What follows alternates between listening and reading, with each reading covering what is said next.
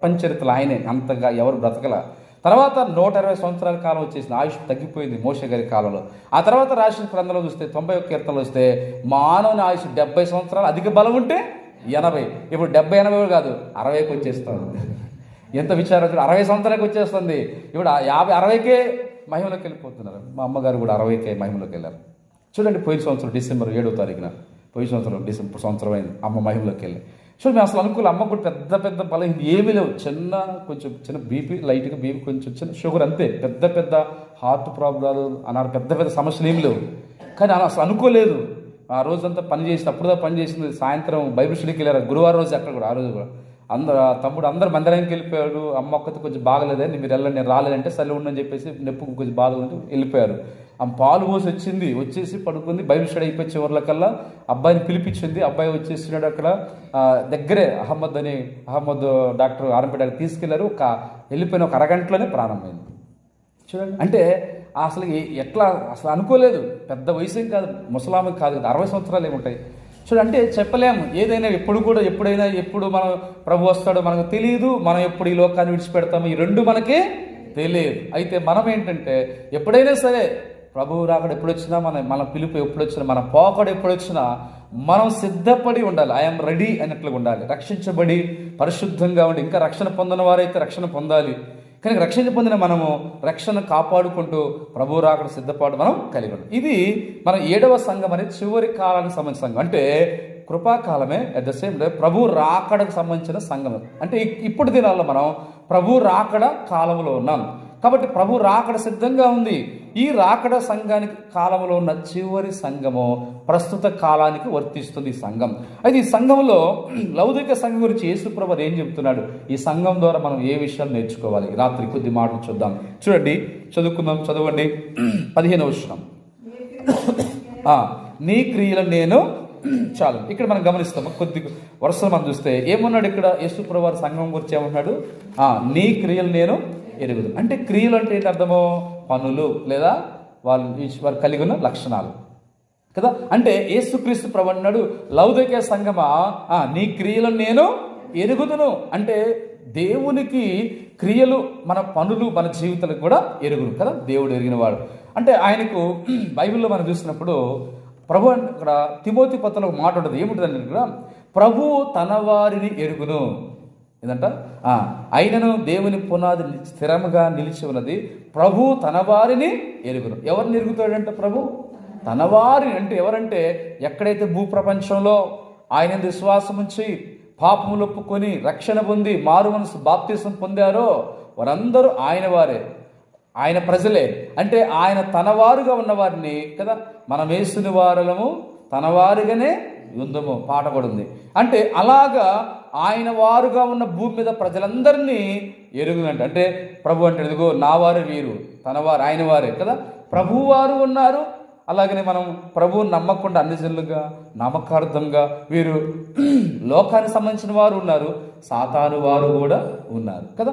లోకములో దేవుని వారు ఉన్నారు, సాతాను వారు ఉన్నారు, లోకానికి సంబంధించిన వారు ఉన్నారు. అయితే ప్రభువు తన వారిని ఎరుగును. అంటే ఆయన వారముగా మనం జీవించాలి, ఆయన ప్రజలంగా, ప్రభువారంగా, ఆయన ప్రజలంగా మనం. అలాగనే బైబిల్లో దేవుడు కొంతమంది గురించి నేను ఎరుగుదును అంటాడు. ఏమి ఎరుగును అంటే, ఉదాహరణ మనం చూస్తే ఆదికాండం 18:10 అబ్రహాం దేవుని తెలుసు. అబ్రహాం తన కదా, అబ్రహాము నీతి న్యాయములు అనుసరించి గైకొనుచు తన పిల్లలకు ఆజ్ఞాపించినట్లు నేను అతన్ని ఎరిగి ఉన్నాను.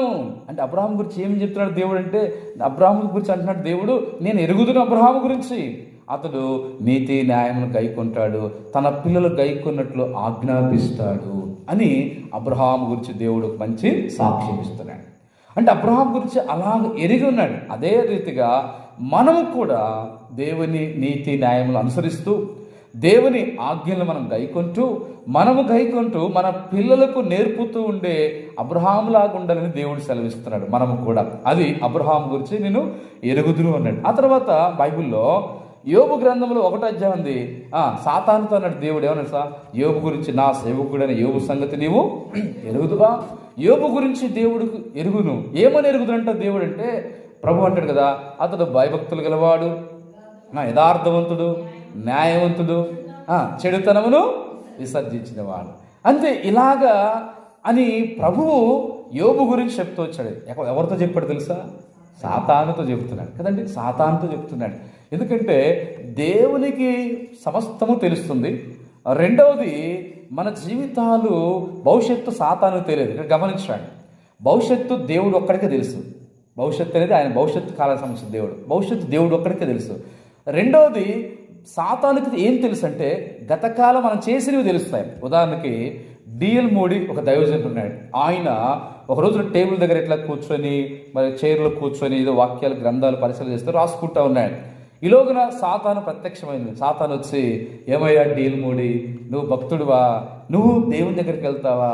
ఇదిగో ఈ లిస్టు చూడండి, పాపపు చిట్టా లిస్టు, మన సరుకుల లిస్టు రాసుకుంటుంది సరే, ఆ లిస్టు రాసుకున్నాడు. బారు చెట్టా తీసుకొచ్చి ఈ చెట్ట అట్లా బారు వదిలిపెట్టేసినాడు. వదిలిపెట్టేది, ఇదిగో ఇన్ని పాపాలు చేశావు, నీవెట్లా దేవుని బిడ్డవవుతావు, నువ్వెట్లా పరలోక మోక్షం చేరుతావని సాతాన్ అన్నది. వెంటనే ఆ మాట అనగానే అసలు డీలిమూడి గారు ఏమన్నా సార్ కాదనలేకపోయాడు. అవును, వాస్తవం. ఎందుకంటే ఆ పాపాలన్నీ వాస్తవంగా ఎవరు చేశారు? డీలిమూడి గారు చేసినాడు. అంటే మనం చేసిన పాపాలు సాతానుకు కూడా తెలుసు. అయితే ఇప్పుడు వెంటనే డీలిమూడి గారు ఏం చేశారంటే, ఆయన దగ్గర టేబుల్ మీద ఒక ఎర్రసరా బాటిల్ ఉంది. ఈ ఎర్రసరా బాటిల్ ఏం చేశారంటే, పేపర్ పొడుగు చిట్టా ఉంది కదా, ఈ బాటిల్ తీసుకొని అదే చిట్టా మీద రెడ్ సిరా ఎర్రసిరా పోస్తే ఈ సిరాతో ఏమైపోయింది, మొత్తం అంత లెక్క అక్షరాన్ని ఏమైపోయినాయి, ఎర్రగైపోయినాయి, కొట్టివేయబడ్డాయి అన్నాడంట. నువ్వు చెప్పింది వాస్తవమే సాతానా, నేను చేసిన పాపాలు చిట్టంత వాస్తవమే. అయితే యేసయ్య ఆయన రక్తంతో నా పాపము చిట్టాలన్నీ కూడా ఏం చేసినాడంట, కొట్టివేసినాడు అన్నగిలే. ఇప్పుడు క్షమించాడు నన్ను, కాబట్టి ఇప్పుడు పాపాలను క్షమించబడ్డాయి.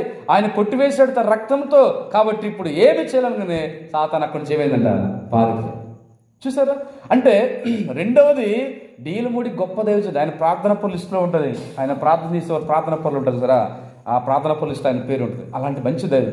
అంటే చూడండి, ఆ టైం అంటే సాతానుకు కూడా మనం చేసినవి తెలుసు. సాతానుకు భవిష్యత్తు తెలియదు, కానీ మనం చేసినవి సాతాను. మూడవది, మన మనస్సాక్షి పెద్ద పోలీసు. అర్థమైందా? ఒకటి దేవునికి తెలుసు, రెండవది దేవునికి వర్తమాన భూత భవిష్యత్తు, జరిగినవి జరుగుతున్నవి జరగబోయే తెలుసు. సాతానుకు జరిగినయే తెలుసు, భవిష్యత్తు మాత్రం తెలియదు. మనకు జరిగిన మన మనస్సాక్షి కూడా తెలుసు. కాబట్టి పిల్లలు, అందుకోసమే మన జీవితంలో యోబు గురించి దేవుడే సాక్ష్యం ఇస్తున్నాడు కదా. అంటే యోబులో ఉన్న మంచి లక్షణాలు కనుక మనం కూడా అలాంటి మంచి దైవికమైన లక్షణాలు కలిగి ఉండాలని దేవుడు ఆశిస్తున్నాడు.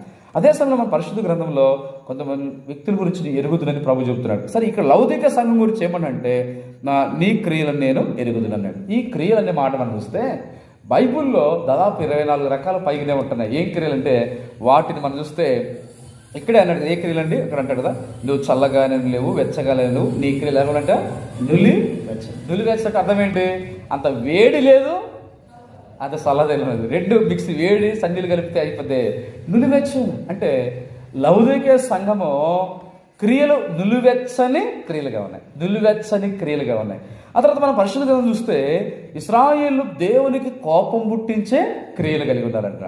అదే సమయంలో మనం వస్తే ప్రకటన 3:1-2 నీ క్రియలు సంపూర్ణంగా నా ఎదుట కనబడట్లేదు అన్నాడు. అంటే సంపూర్ణంగా లేవంటే దాన్ని ఏమని చెప్పుకోవాలంటే అసంపూర్ణమైన క్రియలు. అవునా? సంపూర్ణం అంటే నిండుగా, పూర్తిగా. కొంతమంది పేర్లు కూడా ఉంటాయి కదా, సంపూర్ణం అని అంటే అర్థం అంటే నిండుగా ఉన్నట్టు.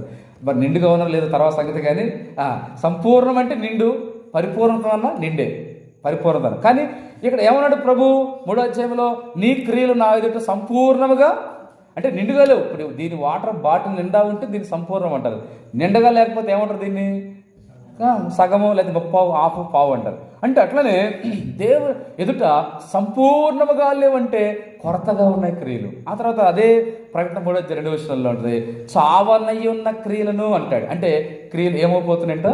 చావనయ్యి ఉన్న క్రియలు. ఆ తర్వాత చూస్తే రోమపత్రికలో విశ్వాసము లేని క్రియలు మృతము. అంటే ఏ క్రియలు ఇవి?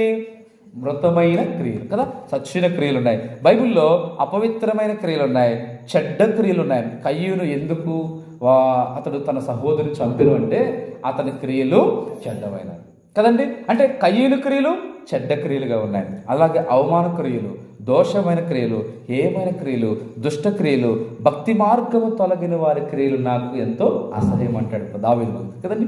అలాగే మనం చూస్తే అన్యజనుల క్రియలు, నిష్ప్రయోజనమైన క్రియలు, పాపపు క్రియలు, తిరుగుబాటు క్రియలు, అవివేక క్రియలు, ఘోరమైన క్రియలు, చేయదగని క్రియలు, విచార క్రియలు, మోసపు క్రియలు, నికోలతాయుల క్రియలు, ఇవన్నీ కూడా మనకు ఉండరాని క్రియలు. ఇవన్నీ ఉండవు. కానీ దేవుడు ఏ క్రియలు ఆశిస్తాడో తెలుసా?